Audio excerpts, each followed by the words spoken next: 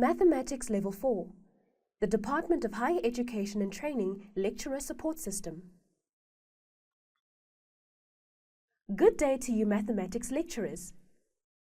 The Lecturer Support Package for NCV Mathematics Level 4 lecturers is an initiative of the Department of Higher Education and Training. This first module is both an introduction to the support package and to teaching NCV Mathematics Level 4. Introduction Module, Session 1. Session 1 will cover aims of the LSS and house rules, focus areas for the Mathematics Level 4 LSS, package outline for Mathematics Level 4 LSS, important documents, curriculum overview, planning for success, progression NCV Mathematics from Level 2 to Level 4, best practice teaching,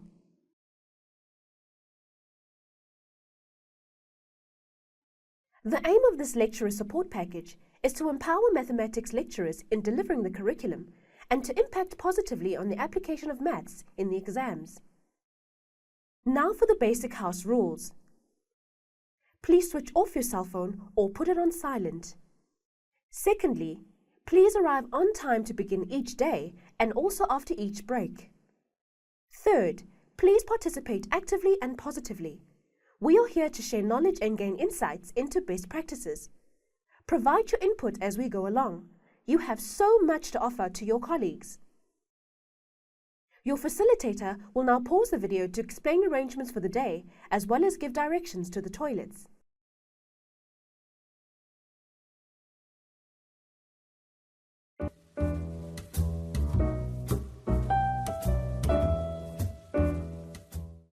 The focus areas for this NCV Mathematics L4 support package are to ensure you as lecturers are fully updated with all the content of all 5 topics of the Level 4 curriculum, to introduce some best practices in L4 curriculum planning and delivery, to introduce or reiterate some best practices in the application of assessment and student monitoring.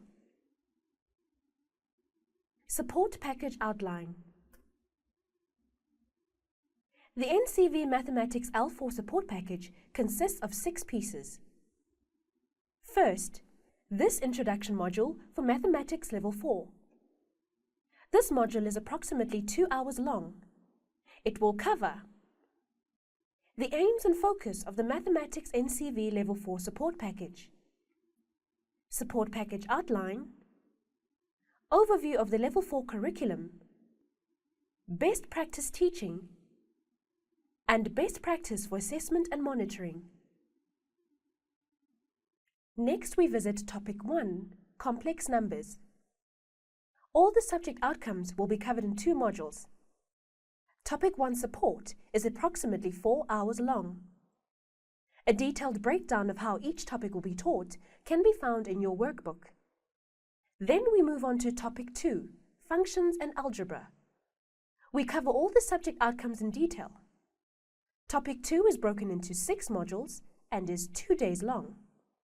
Next, we visit Topic 3, Space, Shape, and Measurement. All the subject outcomes will be covered, broken down into 5 modules. Topic 3 Support is 2 days long. This is followed by Topic 4, Data Handling and Probability.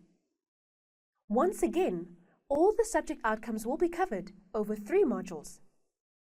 Topic 4 Support is 1 day long. Lastly, we visit Topic 5, Financial Mathematics. We cover all the subject outcomes in detail over 2 modules. Topic 5 Support is approximately 4 hours long. Important documents. Let's go through some of the important documents required to teach Mathematics Level 4.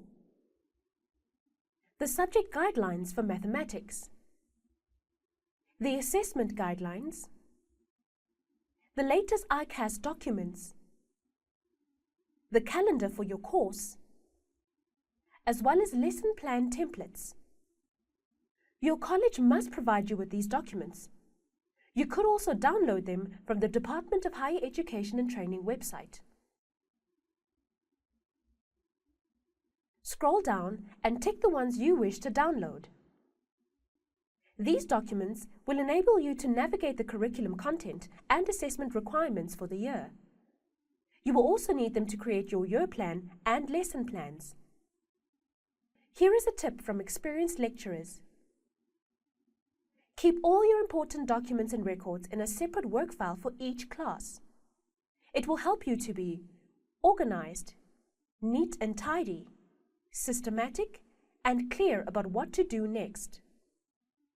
Having an organized, complete file is the proven way to go. Curriculum overview. The curriculum is your partner in teaching, and you need to know it like the back of your hand. The focus will be on how you can plan your teaching activities so that you can achieve the outcomes set by the curriculum in the time you have available. The curriculum is made up of two main documents, namely the subject guidelines and the assessment guidelines. These two documents form the basis of your planning for the year. Both of these can be found in your LSS Maths Level 4 workbooks. We will refer to them throughout the support package. Let's hear a lecturer's thought on the importance of the curriculum documents. My thoughts on textbooks is that lecturers, or I will advise lecturers, to use more than one textbook. In other words, don't just stick to one textbook. The textbook is not the alpha and the omega, and you will never ever get a perfect textbook. The biggest advice when you consider that being examined nationally to lecturers is fall in love with your subject guidelines and then use other resources to secure that you cover all the learning outcomes on that subject guidelines. And then by means of that, the examination in the final exam will never ever be a surprise to the learners, because that secures that you've covered everything. Here is a quick explanation of terms you will find in the curriculum documents. Subject outcomes are clear and concise statements that describe what your students must learn over the course of the year. Learning outcomes state in detail what a student must know, understand, and be able to do as a result of a lesson or activity. Assessment standards state the criteria for successful demonstration that the learning outcomes have been achieved. The curriculum is divided into 5 topics. We could just break the year up into 5 equal parts to teach each topic. However, each topic is weighted slightly differently, and the mark allocations for topics are also structured a little bit differently in the examinations. You will find this table on page 5 of your subject guidelines. The weighted value of topics given in the curriculum is a very useful guideline when planning how much time to spend teaching each topic during the year. This mind map summarizes all the subject outcomes for Mathematics Level 4. You can find it and an even more detailed version in your workbooks for easy reference. Planning for success. You will have realized that there's a lot of content to cover over the course of the year. Let us now look at how we can plan the year using the curriculum, keeping in mind teaching challenges and expectations, and obviously the time we have available. So how much time do we have? Every year, the Department of Higher Education and Training brings out a THIER college calendar. You should be able to find the calendar using a quick internet search or by looking on www.dhet.gov.za. This calendar shows the term dates, exam dates, and lecturing days. The calendar can, for instance, list 165 lecturing days, broken up per term. Your college will allocate a specific number of hours or lessons per day or week for each subject. Unfortunately, we don't usually get all these days to lecture. Classes may start later due to registration issues. We may lose time due to cycle tests, college events, student strikes, and other unforeseen delays. When planning the year, check your college's calendar and note which days are taken up by registration, college events, and so on. Start by planning the content for a year by splitting up your lecturing time based on the weighting of topics in the curriculum. Once you know the number of actual teaching days based on your college's calendar, you can calculate the amount of time per topic and subject outcome. To calculate based on weighting, multiply the number of actual lecturing days by the weighting percentage. If, for example, after all the deductions you work out that there are 165 teaching days during the course of the year, then this will mean you should spend 16.5 days teaching topic 1, as shown by the calculation. We can calculate the teaching days for the other topics in a similar manner. It is inevitable that you will lose some teaching days during the course of the year. The best way of dealing with it is to anticipate it and plan for it. For example, some learning outcomes may be taught as part of a student assignment or practical activity. Another way of dealing with time constraints is to teach certain subject outcomes together. The following suggestions for grouping sections of the curriculum were made by some lecturers that we spoke to. See if you agree. First, Subject Outcome 1.1 and Subject Outcome 1.2. Subject Outcomes 3.1, 2.2 and 3.2.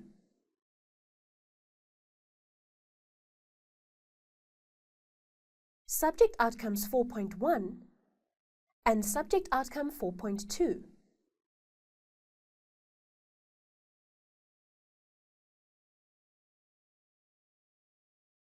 When we look at planning, I know most of us, there's a lot of content planning itself.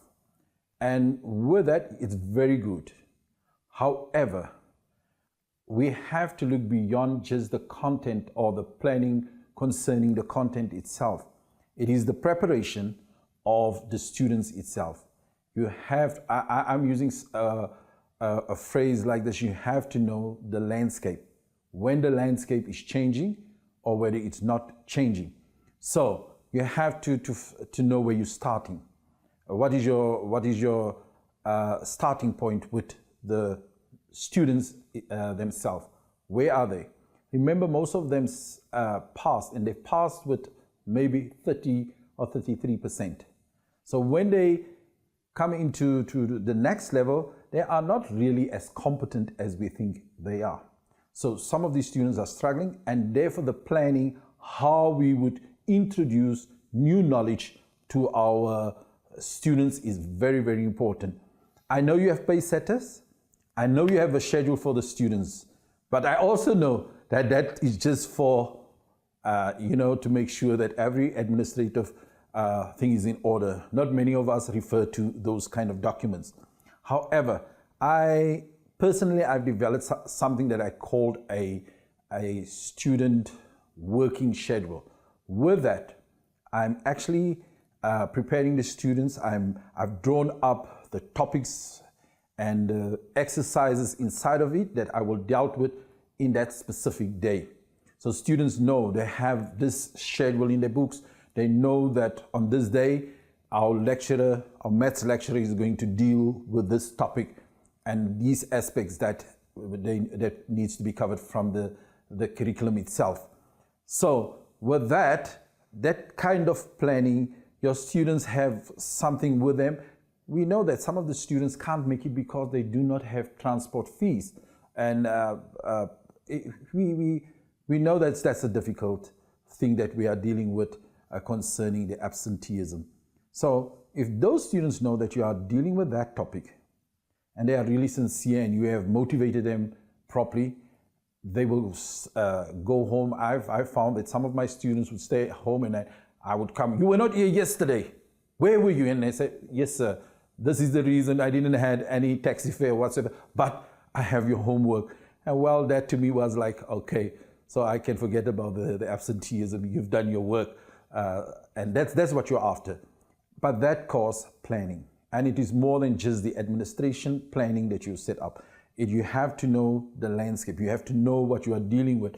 If you know what you're dealing with, you know where to take your students to.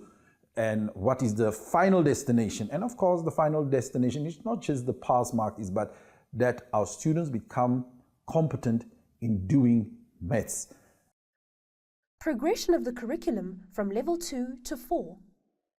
To succeed at level 4 and beyond, students should have a solid foundation of knowledge built up in levels 2 and 3 that will serve as pre-knowledge in level 4. You may have to revise some of the level 2 and 3 work before you can proceed with the level 4 curriculum. It is important to understand how the curriculum builds on concepts from level 2 to level 4. In this chart, the words in bold indicate direct links with level 3 work. The underlined words indicate direct links with level 2 work. You will certainly know of more connections than are shown here. Such links form part of the pre-knowledge required for level 4. This means that level 2 and 3 lecturers should look beyond just the level 2 and 3 curricula when doing their lesson planning and year planning. For example, concepts like functions and graphs should not be neglected in levels 2 and 3, as this will put students at a definite disadvantage later. It will also make the task of the next lecturer more difficult. This diagram is also in your workbooks. You will now work in groups to create a work schedule and a broad outline of an assessment plan using the grids provided in the participants' workbook. Before you start filling in the grids, consider the following in your groups. Which areas of the level 4 curriculum do my students struggle to understand or often get wrong in tests and exams? Do I need to adjust my original time allocations to allow more time to teach these learning outcomes? Which subject outcomes can be combined to save on teaching time? How can we include practical activities? For each topic, note in the plan an example of a resource that you will incorporate to assist in understanding. Note, resources can also include helpful internet resources for mathematics students. The video will now be paused for 40 minutes.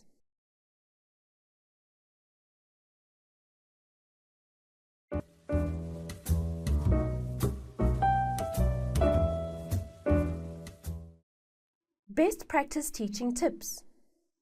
So what can I do to ensure that I prosper in my role as a lecturer? Here are some things that are in my control. I can plan and prepare my lessons in advance. Make sure that I'm rested and relaxed when I face my students. Direct my students online to maths orientation type videos if they are not at the required level. Allow time for revision or SWOT-friendly sessions before tests and exams. Use my pace-setting documents to map out my progress. Make an effort to engage my students so that they will be inspired to achieve their ideals. Choose to be reliable in the eyes of my students and colleagues. Here is a lecturer emphasizing the importance of always being prepared. It is of utmost importance for a lecturer to be thoroughly prepared before he stands in front of the class. I've come across a situation where I was conducting a class visit and halfway through a simple problem, in fact, if I can use that exact example, Pythagoras, the rule of Pythagoras, you couldn't answer a question on that because of the fact that he was trying to teach it by memory. And what was the result? He loses respect and he loses credibility as a lecturer from that students. We will now show you some short clips of suggestions for best practice teaching in maths. You probably have some of them on your list already.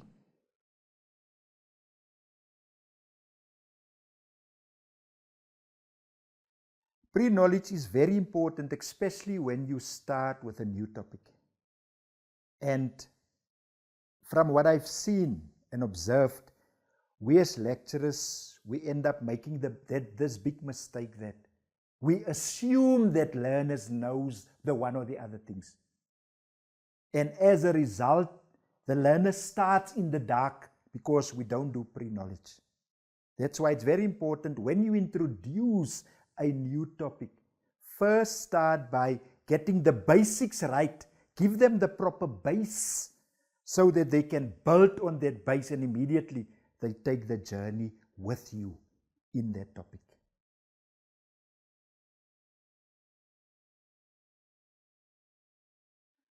Detailed teaching is very, very important, especially in mathematics. My learners know skipping a step is like committing a mathematical crime.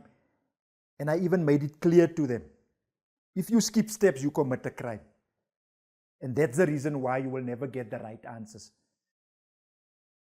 That's why doing all the steps as far as possible will always secure the correct answer, and it also gives more meaningfulness to that specific type of problem.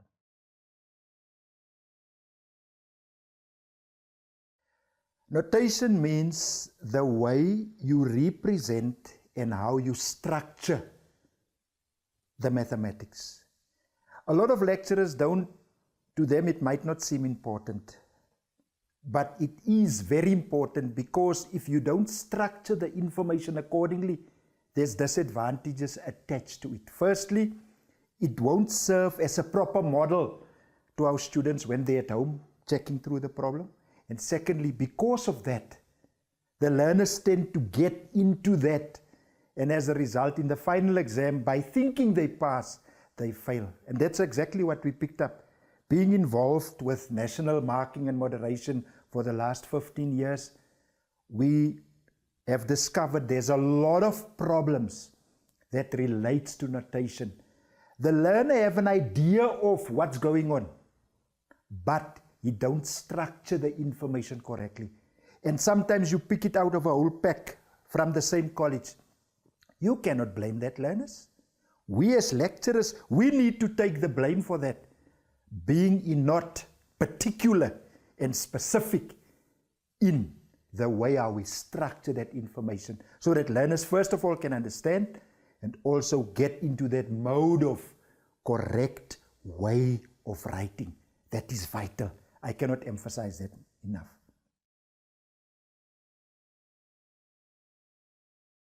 We have to make sure that our student practice. I usually use this example of, you look at Simpiwe Chabalala, and you remember the goal he scored with the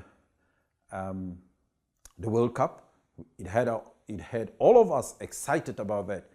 Now, the skill that he produced and what we saw came from a lot of training. And that's what we want to make our students aware of, that the more they train, the more they put effort into their training, the more skillful they become. And we have to encourage them. I would say to them, make sure that you go home and train and practice at least for an hour. So if we get that inside of the normal daily program of our students, I'm sure our results is definitely going to improve, because our students do not work at home by themselves. The key to be successful in mathematics is practice number 1, practice number 2, practice number 3. In other words, the more you practice, the better you will master the content.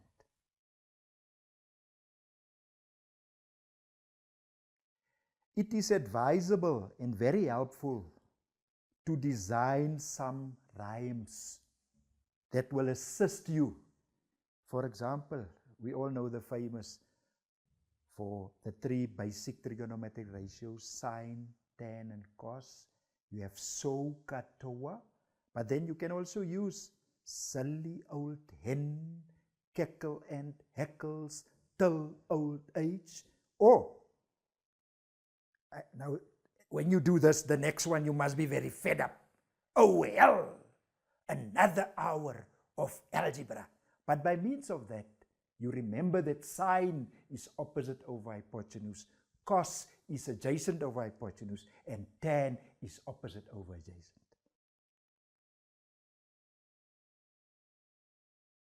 if they struggle to remember the formulas and stuff like that, in every examination, the students are given a formula sheet that they have to use.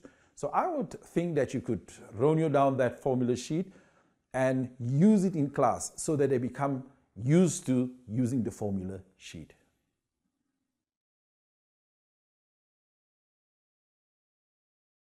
Guest lecturers we normally provides in certain sections whereas the lecturer is not that much comfortable with.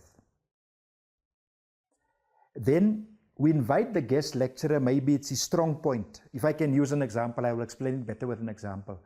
We take, for example, differentiation, and the lecturer that teaches that level 4 or level 3 is not that much comfortable.